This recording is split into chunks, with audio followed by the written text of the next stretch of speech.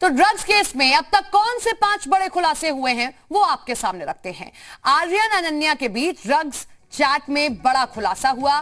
Chat में आर्यन ने अनन्या से गांजे की मांग की थी। आर्यन के लिए अनन्या पांडे ने गांजा अरेंज किया था। सूत्रों के हवाले से यह बड़ा खुलासा हुआ। एनसीबी को अनन्या ने बताया, मैं मजाक कर रही थी। कई अलग अलग चैट में ड्रग्स के बारे में बात हुई है। प्रमोद शर्मा हमारे साथ मुंबई से हमारे सहयोगी लाइव जुड़ रहे हैं, उनका रुख कर लेते हैं। प्रमोद, चैट सामने आ चुकी है जिसमें गांजे को लेकर बातचीत हुई है। हालांकि अनन्या इसे मजाक कह रही है कि यह मजाक हो रहा था। और क्या कुछ अहम खुलासे हुए हैं, क्या कह रही है एनसीबी की टीम?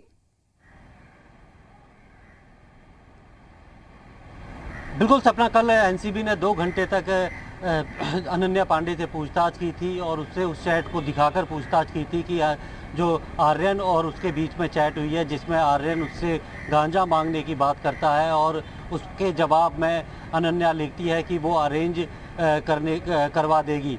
लेकिन अभी तक ऐसा कोई सबूत जो है वो एनसीबी को नहीं मिला है कि उसने कभी किसी से गांजा या कोई ड्रग्स खरीदी हो और उसे आर्यन तक पहुंचाया हो। ये बात अनन्या ने भी मानी है कि हाँ, चैट में उसने ये ज़रूर कहा था कि वो पहुंचा देगी, लेकिन वो सिर्फ एक मजाक था।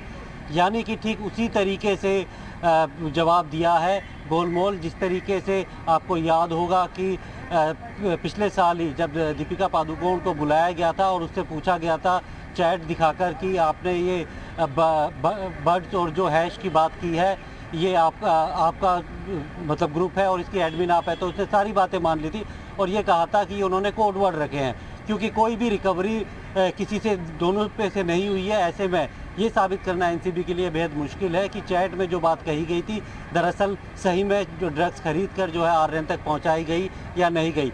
एक जो ड्रग पैडलर को गिरफ्तार किया, हिरासत में लिया गया है, उससे अब हो सकता है कि अनन्या को आमने सामने बुला के पूछताछ की जाए और ऐसे ड्रग पैडलर के इकबालिया बयान लिए जाएं।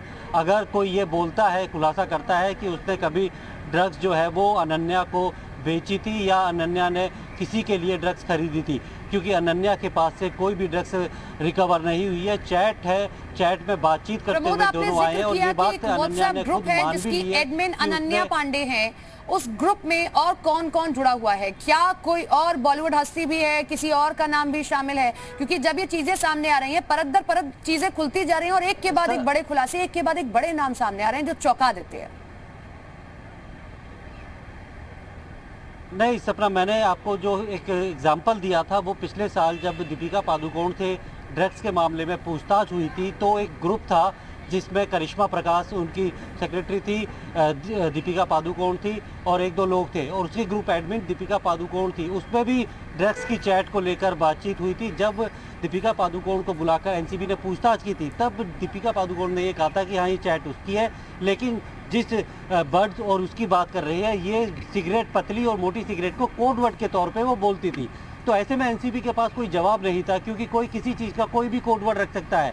उसके बाद से दोबारा दीपिका पादुकोण को नहीं बुलाया गया। ठीक इसी तरीके से अनन्या पांडे ने सारी बातें मानी है कि हाँ, चैट उसने की थी, उसने ड्रग्स दिलवाने की बात कही ज़रूर थी, लेकिन वो सिर्फ एक मजाक था क्योंकि अनन्या पांडे के पास से कोई ड्रग्स बरामद नहीं। जब ऐसी चीजें सामने आती हैं तो ये फैंस के लिए भी चौंका देने वाली बात होती है क्योंकि लोग रोल मॉडल की तरह सामने रखते हैं लोगों को, लेकिन बावजूद इसके कुछ ऐसी चीजें चौंका देती हैं कि चकाचौंध के बीच ये सब होता है। बहुत बहुत शुक्रिया प्रमोद।